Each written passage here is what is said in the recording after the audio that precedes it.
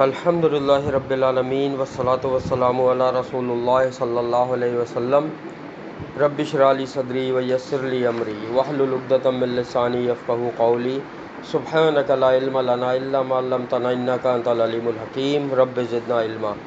ان الخیر الحدیث کتاب اللہ وخیر الہدی ہدی محمد صلی اللہ علیہ وسلم۔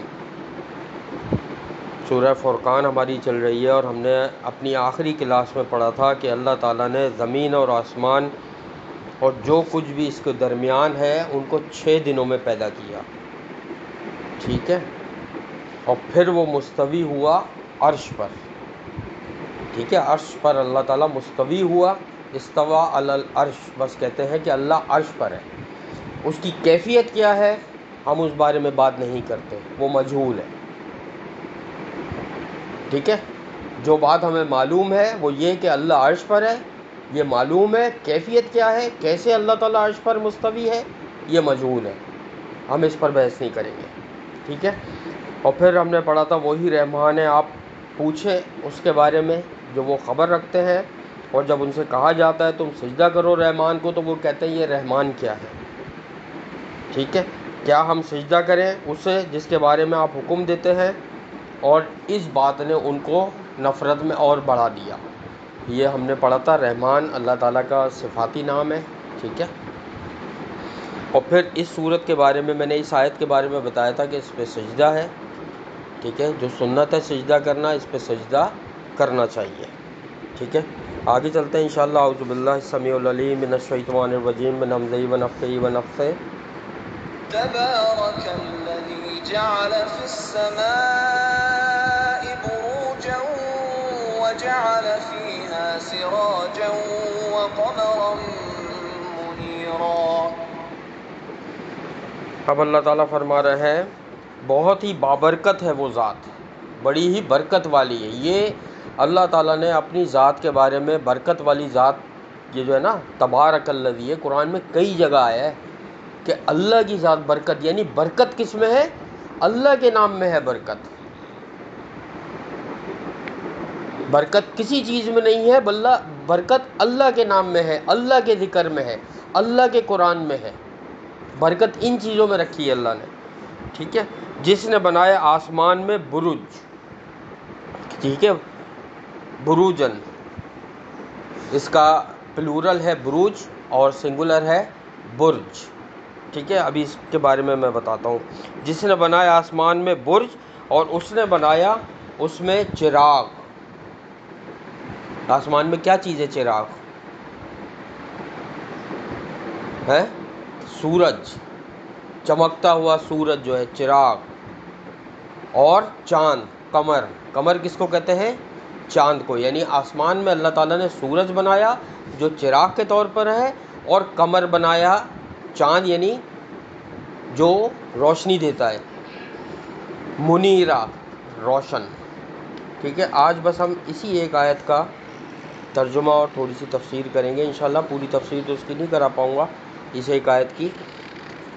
پہلی چیز تو بیٹا یہ سمجھو کہ اللہ کی ذات بڑی ہی بابرکت ہے، جس نے بنایا آسمان میں بروج اور اس میں بنایا اللہ تعالیٰ نے آسمان میں سورج اور چاند روشن۔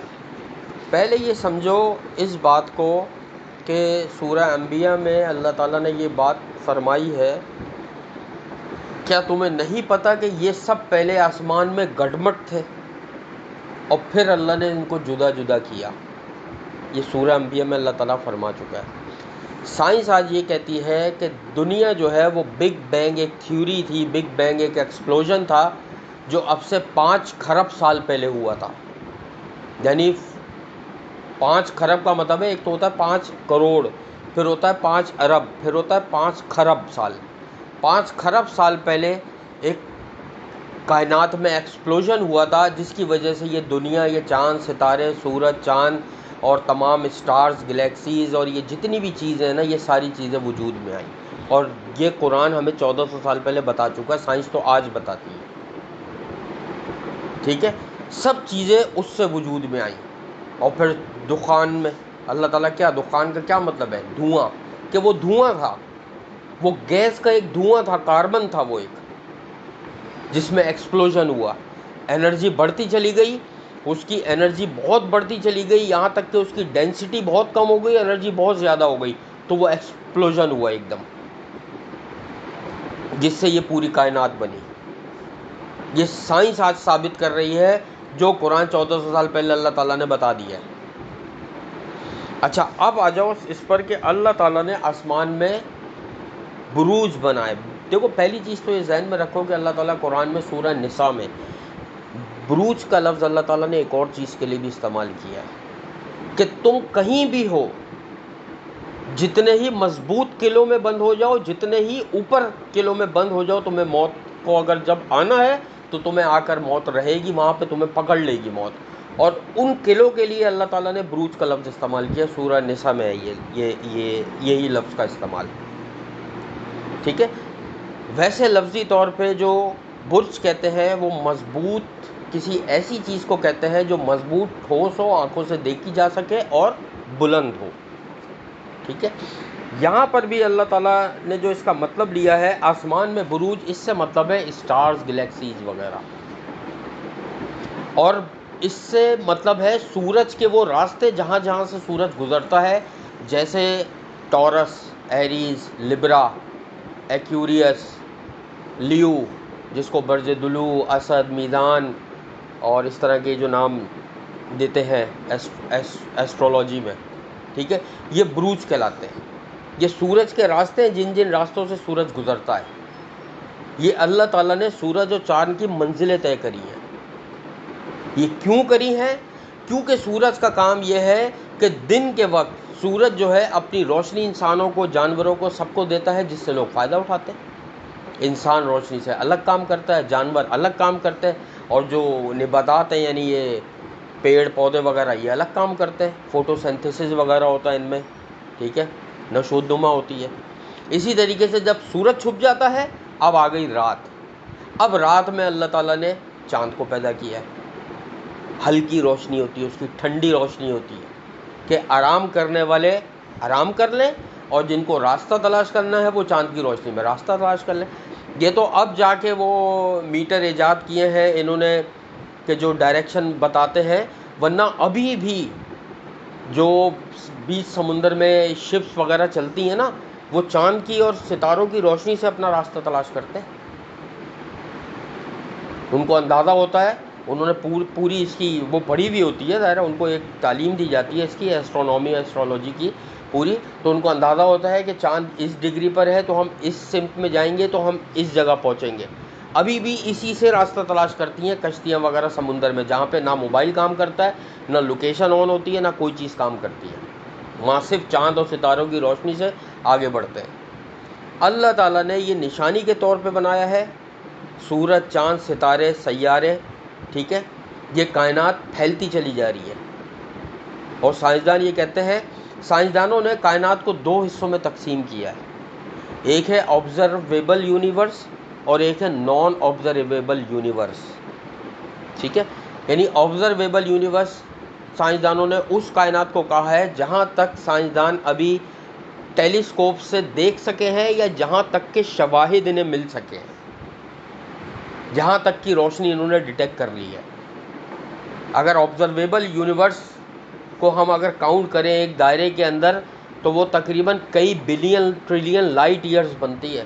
یعنی روشنی کی رفتار سے اگر سفر کیا جائے، اس زمین پہ کھڑے ہو کے روشنی کی رفتار سے سفر کیا جائے، تو کئی ارب خرب سال چاہیے آبزرویبل یونیورس کو کراس کرنے کے لیے، جہاں تک سائنسدان ابھی معلومات کر چکے ہیں۔ اور اس کے بعد شروع ہوتی ہے نان آبزرویبل یونیورس، جس کے بارے میں بھی کچھ نہیں پتا، اور سائنسدان یہ کہتے ہیں نان آبزرویبل یونیورس اس سے کئی گنا بڑی ہے۔ سوچو کتنی بڑی کائنات ہے یہ۔ ہماری اس پوری سرزمین، جو پوری دنیا ہے نا ہماری، اس پوری دنیا کی اہمیت اس کائنات میں ایک ڈاٹ کے برابر بھی نہیں ہے، ایک ڈاٹ کے برابر بھی نہیں ہے۔ اگر سورج پہ چلے جاؤ یا آگے اور چلے جاؤ، اینٹیئرس پہ چلے جاؤ، آگے گلیکسیز یا اور پلوٹو وغیرہ کی طرف چلے جاؤ، تو وہاں سے زمین جو ہے ایک بالکل مائکرو ڈاٹ کے برابر نظر آئے گی۔ اور پھر اس پہ رہنے والے انسان، اور پھر ہر انسان کیا سوچ رہا ہے، کیا کام کر رہا ہے، یہ اللہ ہر سب کچھ جانتا ہے. اربوں خربوں سٹارز ہیں اس دنیا میں. یونانی جو قوم آئی وہ جو تباہ کر دی گئی، کیوں تباہ کر دی گئی؟ اس نے جو یہ ستاروں کا علم لیا. کیا کہا تھا نبی صلی اللہ علیہ وسلم نے صحابہ کرام کو جب ایک پہاڑ کی وادی میں ٹھہرے تھے اور صبح کے وقت بارش ہوئی تھی؟ تو نبی صلی اللہ علیہ وسلم نے کیا فرمایا تھا صحابہ کرام سے کہ کچھ لوگوں نے اس حال میں صبح کری کہ وہ مومن تھے، اور کچھ لوگوں نے اس حال میں صبح کری کہ وہ شرک پر تھے. کیسے؟ جنہوں نے اس حال میں صبح کری کہ جنہوں نے یہ کہا کہ بارش اللہ تعالیٰ نے برسائی ہے، وہ مومن تھے، توحید پر تھے. اور جو یہ سوچتے رہے فلاں فلاں ستارے کی وجہ سے بارش ہوئی ہے، تو وہ انہوں نے شرک کیا. کسی بھی وجہ سے کوئی چیز انسان کی زندگی پر اثر انداز نہیں ہوتی. یہ جو ستاروں کا نعوذ باللہ لوگ علم کرتے ہیں نا، ایسٹرولوجیکل سائن اور ڈیٹ آف برتھ اور فلاں ڈمکانا کہ آپ اس مہینے میں پیدا ہوئے، آپ کا یہ ایریز ہے، یہ لبرا ہے، فلاں ہے، لیو ہے، یہ سارے سورج کی جو ہے وہ ٹریول کی پوزیشنز ہیں. سورج ان جگہوں سے ایسے ایسے ٹریول کر کے مڑتا ہے، اپنا ایک راستہ بناتا ہے، یہ برج کہلاتے ہیں. کہ سورج ان پر کیسے روشنی ڈال رہا ہے، جس کی وجہ سے ستاروں کا نظر آنا.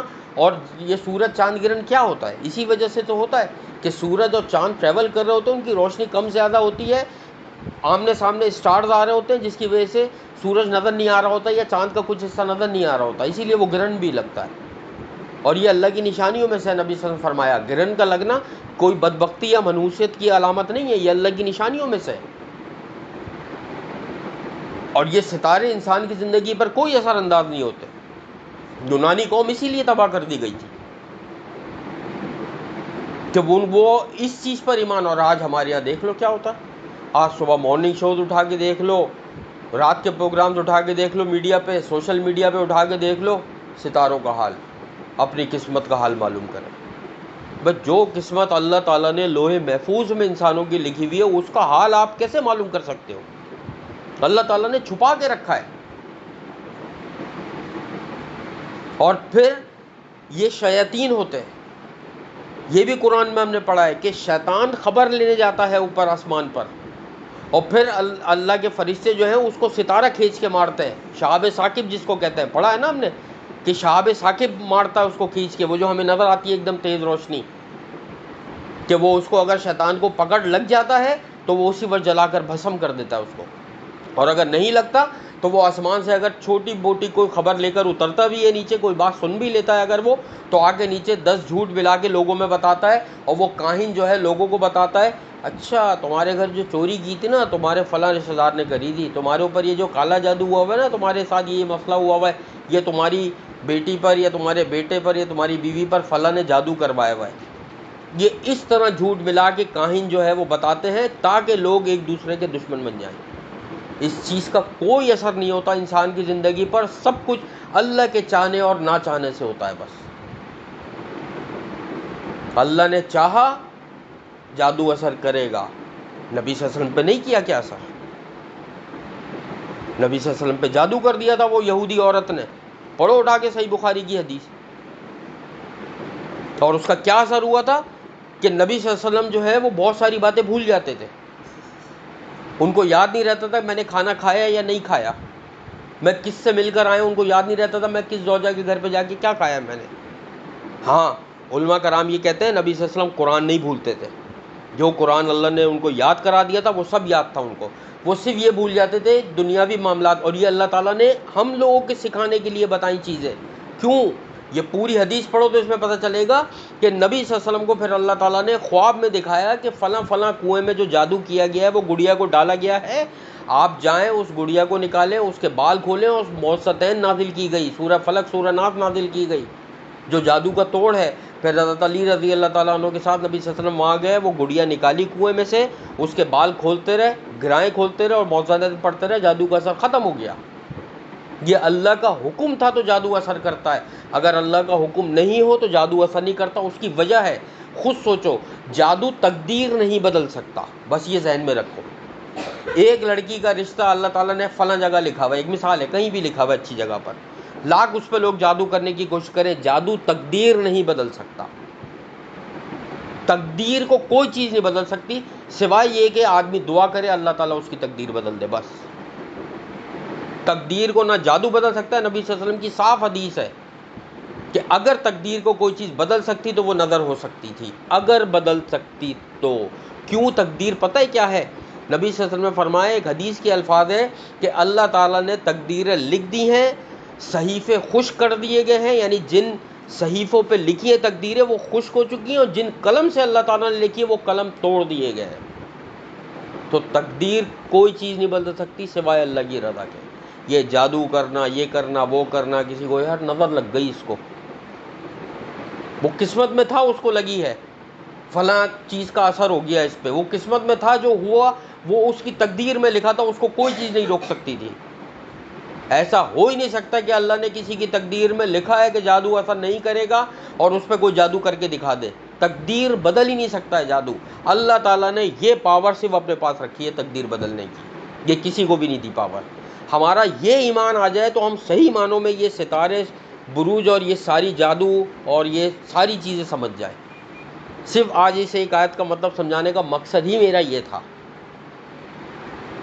کہ کوئی چیز بھی تقدیر نہیں بدل سکتی، کوئی چیز بھی، پوری کائنات بھی اگر مل جائے نا تو انسان کی تقدیر نہیں بدل سکتی۔ پوری کائنات اگر ایک جگہ آ جائے، پوری کائنات، سارے انسان، چرند پرند، جنات، فرشتے، پانی، ہوا، آگ، سورج، چاند، ستارے، سمندر، دریا، سارے کے سارے ایک جگہ کھڑے ہو جائیں اور کسی اتنے سے بچے کو، 1 مہینے کے بچے کو نقصان پہنچانے کی کوشش کریں، نہیں پہنچا سکتے نقصان، جب تک کہ اللہ نہ چاہے۔ یہ ہے اصل ایمان ہمارا، کہ ہمیں قرآن میں اللہ نے جتنا بتا دیا ہے، نبی صلی اللہ علیہ وسلم نے احادیث میں جتنا بتا دیا ہے، ہمیں اس سے آگے نہیں بڑھنا ہے۔ یہ یونانی قوم تھی جس نے ان ستاروں کا اور الٹے سیدھے احوال بنا کے، جنات شیاطین کے ساتھ الٹا سیدھا علم سیکھ کے نقش و نگار بنا کر جو ہے لوگوں کو بتاتے رہے، اور کیا ہوا؟ اللہ تعالیٰ نے ان کو غرق کر دیا، تباہ و برباد کر دیا۔ آج ہندوؤں میں کیا ہوتا ہے؟ جنم کنڈلی بناتے ہیں وہ لوگ، یہی ستاروں کی بناتے ہیں جنم کنڈلی۔ کون کس وقت کہاں پیدا ہوا، لڑکے لڑکی کا رشتہ طے ہوتا ہے، اس کی جنم کنڈلی بنتی ہے، اس کی جنم کنڈلی بنتی ہے، اس کے ستارے اس سے ملاتے ہیں، کب رشتہ اچھا رہے گا نہیں رہے گا، کیا ہوگا کیا نہیں ہوگا۔ کیوں؟ ان کا ایمان تھوڑی ہے، وہ اللہ پر کب ایمان لاتے ہیں؟ ہمارا تو ایمان یہ ہے ستارے سیارے بنانے والا اللہ ہے، اور کائنات کی خوبصورتی کے لیے بنائے اللہ تعالیٰ نے، اپنی نشانیوں کے لیے بنائے ہیں۔ بس ہم نے صاف طور پہ پڑھ لیا کہ تقدیریں اللہ نے لکھی ہیں، اللہ ہی اس میں رد و بدل کر سکتا ہے تو وہ کرتا ہے، ورنہ یاد رکھو اللہ نے اپنے علم سے جو تقدیریں لکھ دی ہیں ویسے ہی ہونا ہے۔ اللہ تعالیٰ کو کسی کی تقدیر بدلنے کی ضرورت نہیں ہے، کیونکہ اللہ تعالیٰ نے جو لکھ دیا وہی ہونا ہے اس کے ساتھ۔ پھر لوگ پتہ نہیں کیوں، فلاں نے نظر لگا دی، فلاں نے جادو کر دیا، یہ ایسے کر لو وہ ویسے کر لو۔ او بھائی، جادو کا اگر آپ کو شبہ ہے، آپ معوذتین پڑھ کے دم کرو۔ نبی صلی اللہ علیہ وسلم نے صاف بتا دیا کہ کسی بھی جادو میں، شیاطین میں ہمت نہیں ہے کہ وہ سورہ بقرہ کا مقابلہ کر سکے۔ جس گھر میں سورہ بقرہ پڑھی جاتی ہے، شیاطین جادو میں نہیں رہ سکتے۔ سورہ بقرہ کی تلاوت کرو، صبح شام کے اذکار کرے آدمی، رات کو سونے سے پہلے دعائیں کرے، دم کرے۔ یہ ہے اصل چیز۔ یہاں بتانے کا مقصد یہ ہے کہ اللہ تعالیٰ نے بروج بنائے اور سورج کو روشن بنایا، چاند کو روشن بنایا، تاکہ دن کی روشنی میں سورج اپنا کام کرے، اس سے لوگ اپنا کام چلائیں۔ رات کی تاریکی میں چاند اپنی روشنی دے، جو مسافر ہیں، سفر میں ہیں، وہ اس سے راستے معلوم کریں۔ صحابہ کرام راستے معلوم کیا کرتے تھے چاند کی روشنی میں۔ عرب میں رات میں سفر کا رواج تھا، پتہ ہے، کیونکہ وہاں اتنی گرمی ہوتی ہے دن میں کہ وہ رات میں سفر کیا کرتے تھے، تجارتی قافلے تک راتوں میں جاتے تھے وہاں۔ وہ چاند کی روشنی سے سفر کیا کرتے تھے اور ستاروں کی روشنی سے اندازہ کیا کرتے تھے کہ یار ستارہ یہاں پر ہے، ہم اس راستے پہ سفر کرتے ہیں، یہ ہمیں اس جگہ لے کر جائے گا۔ ابھی تو ہمارے پاس میپ، جی پی ایس اور لوکیشن، سیٹلائٹ اور یہ ساری چیزیں آ گئی ہیں، تو اس کی طرف جاتے ہی نہیں ہیں، ورنہ تو اصل تو اسی سے معلوم کیا جاتا ہے۔ تو بس صرف یہ یاد رکھو، آج صرف یہ آیت بتانے کا مقصد یہ تھا کہ اللہ تعالیٰ نے سورج، چاند، ستارے، سیارے، برج، جو کچھ بھی بنایا ہے وہ اللہ کی نشانیاں ہیں، ہمارا ان پر ایمان ہے۔ یہ انسان کی زندگی پر کسی قسم کا اثر انداز نہیں کر سکتی۔ ہر انسان کے ساتھ وہ ہونا ہے جتنا اللہ نے اس کی تقدیر میں لکھا ہے، اور جتنا وہ اللہ سے اپنی خیر اور بھلائی کی دعائیں مانگے گا، اللہ تعالیٰ اس کے مقدر میں خیر اور بھلائی، کیونکہ اللہ ہی ہر چیز پہ قادر ہے۔ تقدیر لکھنا اللہ کا اختیار ہے، تقدیر مٹانا اللہ کا اختیار ہے۔ اللہ جس کو چاہے تقدیر میں جو چاہے لکھ دے، اور جس کی چاہے تقدیر میں جو چاہے بڑھا دے، یہ اللہ کا اختیار ہے۔ اللہ ہر چیز پر قادر ہے۔ اللہ تعالیٰ سے دعا ہے اللہ تعالیٰ ہمیں صحیح معنوں میں وہ ایمان ہمارے اندر پیدا کر دے جو صحابہ کرام کے اندر تھا۔ اللہ تعالیٰ سورہ بقرہ میں کہتے ہیں نا کہ ایمان لاؤ تو ایسا لاؤ کہ جیسے یہ صحابہ لے کر آئے۔ اللہ تعالیٰ نے صحابہ کرام کے ایمان کو ایک وہ بنا دیا کہ ایسا لے کر آؤ ایمان، کسوٹی بنا دیا کہ اس ایمان پہ تولا جائے گا ایمان۔ اللہ تعالیٰ سے دعا ہے اللہ تعالیٰ میں ایسا ایمان عطا کرے جو اللہ کے نزدیک محبوب اور اللہ کو پسند ہو۔ ہمیں قرآن پاک پڑھنے سمجھنے اس پر عمل کرنے والوں میں شامل کرے۔ اللہ تعالیٰ ہمیں ہر طرح کے شرک، بدعت اور ہر طرح کے کفری عقائد سے اپنی پناہ میں رکھے۔ ہمارے گھروں میں، ہمارے رزق میں، ہمارے علم میں، ہمارے عمل میں اللہ تعالیٰ بے حساب برکت عطا فرما دے۔ ہم سب کی تمام مشکلات، پریشانیوں اور بیماریوں کو اللہ تعالیٰ دور فرما دے۔ آخرت میں ہمارا حساب کتاب انبیاء، شہداء، صدیقین اور سلف صالحین کے ساتھ فرما دیجیے گا۔ ہمیں نبی صلی اللہ علیہ وسلم کا ساتھ، ان کی شفاعت اور ان کے ہاتھوں سے آب کوثر نصیب فرما دیجیے گا۔ ہم سب کو ان 70,000 لوگوں میں شامل فرما دیجیے گا جو بغیر حساب کتاب کے اللہ کی رحمت سے جنت الفردوس میں جائیں گے۔ اللہم انا نسألوک الہدی والتقی والعفاف والغنی، اللہم انا نسألوک الجنت الفردوس وقنا عذاب النار، اللہم انا نسألوک الجنت الفردوس وقنا عذاب النار، اللہم انا نسألوک الجنت الفردوس وقنا عذاب النار۔ ربنا تقبل منا انک انت السمیع العلیم وتب علینا انک انت التواب الرحیم۔ سبحان اللہ عما یصفون وسلام علی المرسلین والحمد للہ رب العالمین۔ سبحانک اللہم وبحمدک نشہد ان لا الہ الا انت نستغفرک ونتوب الیک۔ السلام علیکم ورحمۃ اللہ وبرکاتہ۔